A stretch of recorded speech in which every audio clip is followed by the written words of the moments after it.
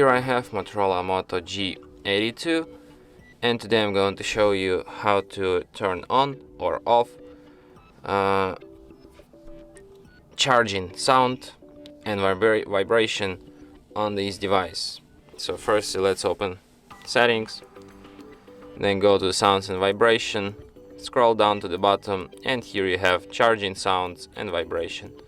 And just like this you can enable or disable these sounds. And that's it. Thanks for watching. If you find this tutorial useful, don't forget to hit that like button and subscribe to our channel.